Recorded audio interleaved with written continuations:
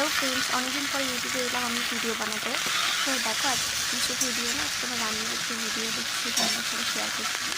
এখানে দেখো আমি পাট শাক থেকে ভাজা বসিয়ে দিয়েছি। তা তোমরা দুপুরে রান্না করেছো আমাকে কমেন্ট করে অবশ্যই জানাতে পারো। আর কেউ কীরকম রান্না খেতে ভালোবাসো সেটা জানাতে পারো। দিকে দেখো আজকে ডিমের তরকারির পাট শাক হচ্ছিলো, ডিম আর আলু সেদ্ধটা বসানো হয়ে গেছে।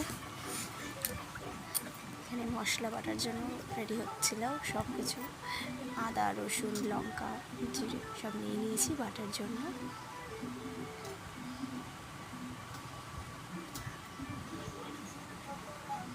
তোমরা কে কোথা থেকে বলছো একটু আমায় কমেন্ট করে জানিও, আমিও জানতে চাই আমার ভিডিও কার কার কত দূর পৌঁছেছে।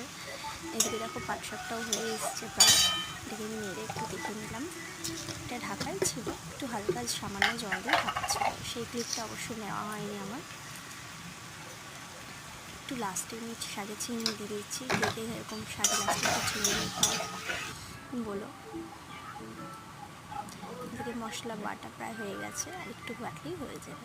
এখানে কড়াইটা ধুয়ে আবার কষিয়ে নিয়েছি, এতে তেলও দিয়ে নিচ্ছি। ডিম সিদ্ধগুলো আমার ছাড়ানো হয়ে গেছিলো, ছাড়িয়ে নিয়ে এখানে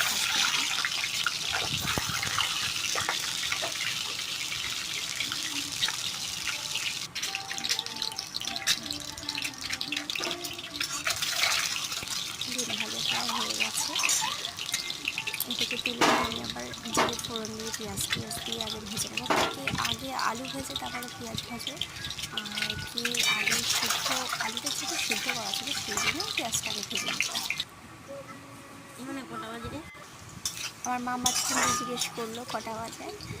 এখন আমি বিকেলবেলা বসে বসে এডিট করছি ভিডিওটা। এখানে আলু সিদ্ধগুলো আমি দিয়ে দিচ্ছি, পেঁয়াজটা বাদামি বাদামি ভাজা হয়ে গেছে, তাতে আলু সিদ্ধগুলো দিয়ে কিছুটা আলুটা নেড়ে নেবো। তারপর বাটা মশলাটা দিয়ে নিয়েছি,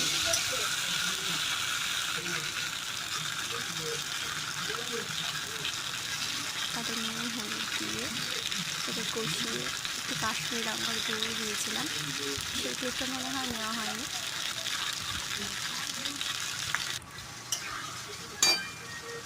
দেখো কত সুন্দর কালারটা এসছে। আমি কিছুক্ষণ এটাকে ঢেকে রেখেছিলাম মশলা কষাতে দিয়ে। কে কে এরকম লাল লাল তরকারি খেতে ভালোবাসো একটু কমেন্ট করে জানিও।